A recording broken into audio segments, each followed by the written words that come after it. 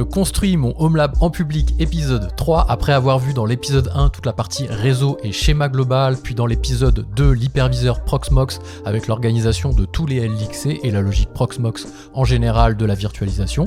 On va voir dans cet épisode numéro 3 mon premier service que j'ai fait tourner sur mon premier LXC. Il s'agit de Pi-hole, Pi-hole, on l'appelle un petit peu comme on veut. Je vous montre tout de suite à quoi ça ressemble.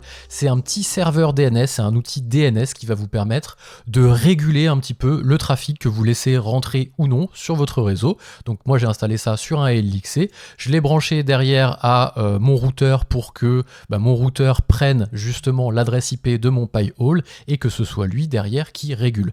C'est aussi pour ça que j'ai pris un routeur personnalisé et que je n'ai pas utilisé ma box internet, en l'occurrence Soch, pour pouvoir faire en sorte que ce soit elle qui distribue toute la partie routage, etc. réseau, parce que je ne pouvais tout simplement pas changer le serveur DNS sur ma box Orange. C'est bloqué sur les Livebox, en tout cas la mienne. Donc j'ai mis un routeur avec une DMZ depuis la Livebox et j'ai branché Pi-hole et vous voyez qu'il fait très bien son boulot puisqu'il y a toutes les queries, donc toutes les requêtes qui sont bloquées. Ça représente 12% de blocage à peu près. On voit toutes les requêtes globales, toutes celles qui sont bloquées, donc 12%, si on divise les deux, on devrait tomber là-dessus. Les domaines qui sont autorisés, suspendus. On va rentrer en détail dans Pi-hole, moi je l'appelle Pi-hole, un peu plus tard. Je vous montrerai un peu tous les menus. Ce ne sera pas un tuto pour le déployer, encore une fois, hein. Je le redis sur cette chaîne, je ne fais pas de tuto pour déployer parce que je suis pas forcément le plus expert et il y a des gens sur internet qui sont beaucoup plus experts que moi sur le sysadmin Linux, ce genre de choses. Donc j'aurais peut-être pas la légitimité. En général, je suis leur tuto à eux avant de pouvoir le déployer chez moi. Donc j'ai pas la légitimité. La seule chose que je peux proposer, c'est mon propre parcours, mon propre périple et expliquer pourquoi j'ai fait ça, quel choix, à quoi ça sert et essayer de vulgariser un petit peu. Donc ce sera le cas ici, hein. D'ailleurs, quand on va parler un petit peu des DNS, je vais pas forcément utiliser les termes hyper précis, les résolveurs, etc., puisqu'on va perdre tout le monde au passage. Le but aussi de cette chaîne, c'est de vulgariser pour rendre cette dynamique open source accessible au plus grand nombre, et que les gens puissent s'y mettre en comprenant la logique globale. Donc avant d'attaquer là-dessus et de regarder un petit peu comment j'ai configuré mon LXC, qui est le premier, hein, vous voyez, ici, numéro 100, c'est Prox LXC Pi-hole. On va regarder, comme c'est courant sur la chaîne, un petit schéma pour expliquer un petit peu les DNS, le fonctionnement classique avec ou sans Pi-hole, comment ça fonctionne et du coup, à quoi ça sert. C'est quoi un serveur DNS ? Un serveur DNS, c'est assez simple. Encore une fois, je vulgarise, hein. Désolé pour les experts, mais la logique globale y est. Vous tapez, ici on va prendre le petit pointeur laser, vous êtes là en tant qu'utilisateur, ici, hop, vous tapez un site internet sur votre navigateur, ici www.siteinternet.com. À quoi va servir le serveur DNS ? Eh bien, il va arriver tout de suite après pour regarder le site internet que vous avez tapé. Il le garde et il va aller rechercher dans des annuaires, c'est là où il y a le principe de résolveur, etc., mais je passe les détails. Il va aller regarder sur les annuaires s'il y a une adresse IP qui est attribuée à ce site internet. Donc là, vous tapez www.siteinternet.com, ça l'envoie au serveur DNS, hein, qui est tout de suite en frontal avec votre recherche. Il regarde dans les différents résolveurs. Il trouve une adresse IP. Ah, tiens, siteinternet.com, c'est cette adresse IP publique. Il la renvoie au serveur DNS et il vous la renvoie à vous pour qu'il vous affiche le site internet. Parce que Internet ne fonctionne pas avec des noms comme ça, il fonctionne avec des adresses IP. Donc si vous tapez juste ce nom-là et qu'il n'y avait pas de serveur DNS, ça vous mettrait une erreur. D'ailleurs, parfois ça peut arriver, erreur DNS, c'est-à-dire qu'il n'a pas trouvé ou quelque chose s'est mal passé dans ce cheminement-là. D'accord ? Donc ça, c'est le fonctionnement classique d'un DNS. Pas le fonctionnement de Pi-hole, pas le fonctionnement de vos DNS, le DNS Google ou les DNS de votre fournisseur d'accès Internet, c'est le fonctionnement global, schématisé et vulgarisé. Maintenant, on va prendre le fonctionnement de Pi-hole et pourquoi c'est intéressant. C'est le même fonctionnement. Vous tapez une recherche ici, siteinternet.com, ça va l'envoyer directement à votre serveur DNS, donc qui est Pi-hole, en premier, avant d'essayer même d'aller résoudre l'adresse IP qu'il y a derrière. Sur votre Pi-hole, vous avez stocké une espèce de base de données dans laquelle vous avez dit ce domaine-là, ce site internet, je l'accepte, celui-ci, je le bloque. Et donc ce qu'il va faire, c'est quand il va recevoir ici www.siteinternet.com, il va dire est-ce qu'il est dans ma liste verte ou est-ce qu'il est dans ma liste rouge ? Est-ce qu'il est autorisé ou est-ce qu'il est bloqué ? Si siteinternet.com est autorisé, parce qu'il n'a pas été bloqué par vos listes et par vos réglages, pas de problème, il prend le chemin classique. Pom pom, il regarde dans les annuaires, l'annuaire renvoie une réponse, il renvoie au DNS qui vous le renvoie à vous, à peu près. Maintenant, si vous tapez une pub ici, enfin si vous tapez une URL, on va prendre l'exemple d'une pub parce que c'est comme ça qu'est utilisé, que c'est utilisé en général, mais vous tapez une adresse internet qui est bloquée par vos réglages PyHole, ça va passer ici tout de suite, il va regarder, il va dire non, ça, c'est pas autorisé. Boum, il vous envoie un message d'erreur et donc votre navigateur vous dira accès, refusé, vous n'avez pas accès. En général, ça doit vous mettre sur la piste. Si vous venez d'installer PyHole et que vous avez ce genre de choses, et que vous attendez quand même le résultat du site pour vous et que c'est un blocage à tort, eh bien, il faudra aller regarder dans les logs pour dire ce domaine, je l'affiche ou non. À quoi ça sert PyHole ? Vous allez dire, ouais, mais il bloque que des sites. Non, en fait, ce qui se passe lorsqu'on est sur un site en particulier, c'est que sur un site en particulier, vous avez l'adresse globale du site. Je vais vous prendre, je sais pas moi, mon site internet normal, qui lui est autorisé, parce qu'il ne fait pas partie des sites blacklistés par mes réglages. Mais si je rentre par exemple sur un article et que je charge cet article-là, eh bien il va aller regarder la même chose ici pour cette URL, vérifier l'adresse IP associée, machin, etc. Si à l'intérieur, quelqu'un a mis une publicité ici, voilà un peu les sites sapins de Noël, vous savez, a mis une publicité sur la droite ou au-dessus, parce que c'est comme ça qu'ils monétisent, hein. Pas de jugement de valeur, j'explique juste le fonctionnement. Eh bien, cette adresse-là va être bloquée, ce qui fait que vous allez vous retrouver avec un site qui n'a plus de pub. C'est comme ça que les gens l'utilisent. En général, on va prendre un exemple où je sais qu'il y a des pubs. Bon, moi j'ai un navigateur qui en plus fait le taf, donc j'ai à la fois mon réseau, je suis connecté sur mon réseau local, donc c'est PyHole qui a été mis en tant que DNS, mais en plus de ça j'ai un navigateur qui fait office de bloqueur de pub. Mais si vous auriez lancé le même site sur un navigateur qui n'a pas de bloqueur de pub, eh bien ça aurait été votre routeur qui lui-même hérite des réglages PyHole que vous avez fait, donc avec l'adresse IP, qui vous l'aurait bloqué.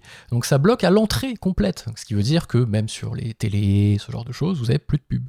C'est comme ça que les gens l'utilisent, ou alors pour réguler le trafic, après vous en faites ce que vous voulez. Et donc comment ça fonctionne ? Ça fonctionne comme ça, vous l'installez sur, moi je l'ai installé ici, je l'ai virtualisé. Alors en général les gens le sortent, moi j'ai pas fait les best practices, il faudra que je le fasse bien sûr, mais vu que j'avais pas d'autres matériel pour pouvoir l'installer, en général les gens le sortent de l'hyperviseur pour qu'il soit complètement indépendant. C'est-à-dire que l'hyperviseur tombe, vous avez quand même vos DNS qui peuvent résoudre les demandes que vous avez faites et vous n'êtes pas bloqué. Je l'ai mis ici dans un LXC, Proxmox est assez fiable pour le moment, donc il n'y a pas trop de problème. Je pourrais le mettre sur un petit Raspberry Pi, un petit Raspberry Pi que je pourrais acheter, pour que je le mette et qu'il ne serve qu'à ça, que j'ai vraiment du matériel dédié pour ça. J'ai dimensionné un petit LXC, il n'y a pas besoin de beaucoup de ressources. Si on regarde, vous voyez, 512 de RAM, 1 cœur et en termes d'espace disque, 8 Go. Et si on regarde au niveau du sommaire ici, le CPU est quasiment très peu utilisé, la RAM elle est utilisée à 15%, ça prend 70 mégas de RAM, et le disque il a utilisé 1 Go sur les 8 que je lui ai donné. Donc il est limite surdimensionné par rapport à ce que je vais en faire. Une fois que c'est ça, vous avez mis une adresse IP, etc. dans votre réglage, vous allez sur votre routeur, vous mettez l'adresse IP de votre PyHole au niveau des DNS, vous mettez ou pas une adresse IP secondaire, ça je vous laisserai regarder les tutos, et après vous avez une interface comme ça qui se présente, où vous avez un petit tableau de bord de tout ce qui bloque, de tout ce qui l'accepte. Alors déjà vous avez tous les clients qui sont connectés à votre réseau ici, que vous pouvez nommer pour les retrouver plus facilement, savoir qui accède à quel site, si vous voulez analyser les logs au début, etc., si vous êtes un peu bloqué, de savoir c'est tel, c'est telle lumière ou telle ampoule connectée qui a voulu accéder à tel service, l'ampoule se lance plus, il faut que je l'autorise, au moins au niveau des logs, vous saurez qui a fait quoi. Ça c'est la première chose. Je vous ouvre pas la liste de mes clients, sinon il y aura toutes les informations, les adresses MAC et tout. Je suis pas sûr qu'on puisse faire grand chose avec, mais bon, dans le doute, je vais éviter de me doxer bêtement. Voilà, ça c'est la première chose au niveau des clients. Ensuite vous avez les domaines. Les domaines, c'est les domaines, c'est assez simple, que vous bloquez ou que vous autorisez. Vous voyez, vous avez une liste de domaines ici qui sont soit bloqués, soit refusés. Vous pouvez taper ici votre domaine, le domaine que vous voulez autoriser ou bloquer, et faire add to denied domain ou add to allowed domain. Donc soit vous l'autorisez, soit vous le bloquez. Ensuite, vous avez, et on va pas le faire un par un, sinon c'est chiant, si vous voulez bloquer les pubs et que votre usage c'est de bloquer les pubs avec PyHole, vous n'allez pas vous amuser à rentrer tous les domaines de pubs.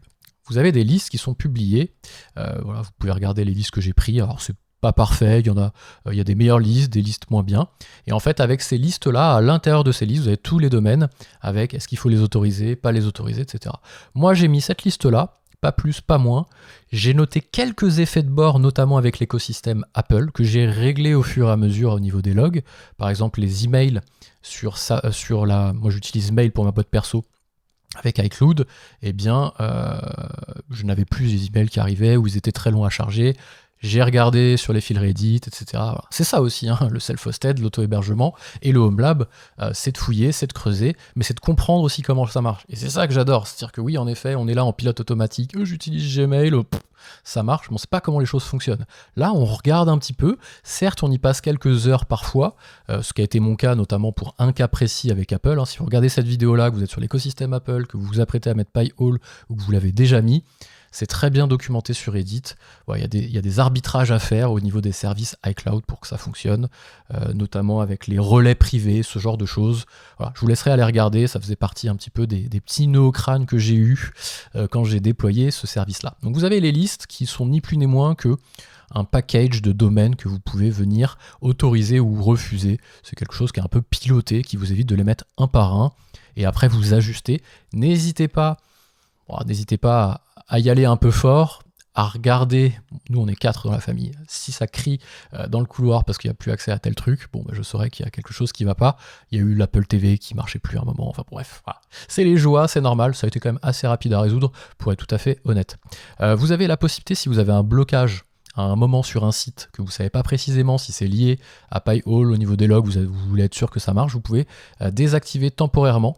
Donc soit de façon indéfinie, vous désactivez le blocage, soit pendant 10 secondes, 30 secondes. 30 secondes, vous rafraîchissez votre site, vous voyez si c'est ça ou pas qui bloque. Comme ça, vous mettez tout de suite le doigt sur le problème. Et ça va prendre 30 secondes. Il n'y a pas mort d'homme en général. Vous pouvez, si vous avez continué à vivre sans ça, enfin vous avez réussi à vivre sans ça pendant tout ce temps, le bloquer, enfin le réouvrir pendant 30 secondes, c'est pas dramatique. Ensuite, au niveau des réglages, il y a des trucs très cool. Je vais vous en montrer un en particulier. Local DNS Records. Eh bien, vous savez que lorsque vous commencez à empiler un petit peu des services dans vos Home Lab, vous allez, surtout si vous avez des conteneurs, alors soit vous avez des conteneurs et vous avez plein d'adresses IP, soit vous avez une machine Docker et vous avez des ports à retenir. C'est l'un ou l'autre en général. Eh bien, plutôt que de retenir les ports ou vous faire des raccourcis, etc., vous pouvez très bien dans votre Pi-hole ici, dire que ce domaine-là, que vous allez mettre à la main, doit pointer vers cette adresse IP-là. Donc en gros, plutôt que de dire, je sais pas, je vais prendre, qu'est-ce que je peux prendre ? Bah tiens, homepage, tiens. Pour ouvrir homepage, j'ai 192.168.0.70.2.3000. Bah, j'aimerais bien taper homepage.lan ou homepage.local. Faites attention avec local, parfois c'est un peu chiant. Homepage.bca, ce que vous voulez. Et bien ici, vous allez mettre homepage.bca et l'adresse IP associée. Après, vous taperez 3000 au bout, ce qui vous évitera, vous tapez le port au bout, ça vous empêche pas, ce qui vous évitera de devoir retenir des adresses IP, ce genre de choses, et avoir des URL un peu plus belles ici. Alors ça vous résolvera pas ici la partie non sécurisée. Moi, j'ai pas du tout géré le HTTPS, sécurisé SSL, pas de certificat auto-généré ou que sais-je. J'aurais pu, c'est assez facile, je l'ai fait sur mon hébergement web, VPS. Là, j'ai pas eu besoin, j'expose rien vers l'extérieur pour le moment. Si je le fais, je ferai des VLAN, ce genre de choses. Ça fera partie, à mon avis, d'une vidéo épisode numéro 30, je pense. On en a pas mal à voir avant. Donc voilà pour mon Pi-hole. Est-ce que j'oublie des choses ? Non, n'hésitez pas à me poser vos questions en commentaire. Encore une fois, je suis pas l'expert ultime de ce genre de choses, mais je commence à quand même bien maîtriser l'aspect global et comment s'imbriquent les services entre eux. C'est pour ça que j'ai commencé par Pi-hole, et après, j'ai mis le serveur multimédia Jellyfin, j'ai mis une stack pour télécharger, même si je fais pas de téléchargement pirate, j'en parlerai quand même. Ce que je fais tout simplement, c'est que je reprends les choses que j'ai achetées. J'en parlerai dans une future vidéo, mais lorsqu'on achète des choses sur Internet, maintenant, il y a ce qu'on appelle des DRM. Même si vous les avez achetées, de la musique sur iTunes, vous l'avez acheté, il y a une DRM. Vous achetez un livre sur votre Kobo, il y a une DRM sur votre livre. Vous achetez un film, il y a de la DRM. Donc vous ne pouvez pas avoir le film physiquement.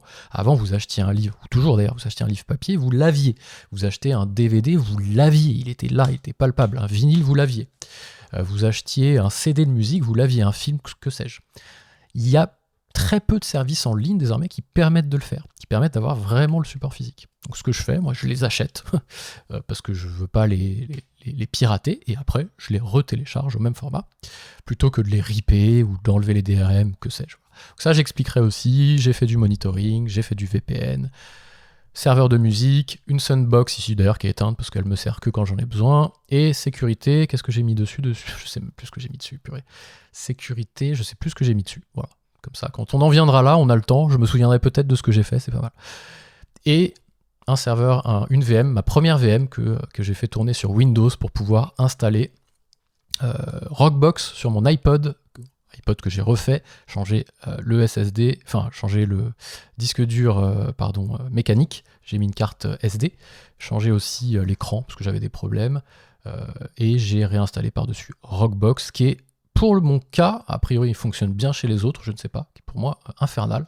Donc quand j'en viendrai là, je pense que je ferai une petite vidéo aussi sur Rockbox, ça fait partie d'open source, donc j'en parlerai sur cette chaîne. Voilà, cette vidéo a duré beaucoup trop longtemps, n'hésitez pas à mettre un petit like si elle vous a plu, si ce genre de sujet vous plaît, open source, home lab, home server, décentralisation, logiciel libre, sécurité, confidentialité sur internet. On abordera aussi plein de projets open source, on parlera aussi de dégoogliser son téléphone avec Graphene. On va voir ce genre de choses sur cette chaîne, donc n'hésitez pas à vous abonner, et moi je vous dis à très vite.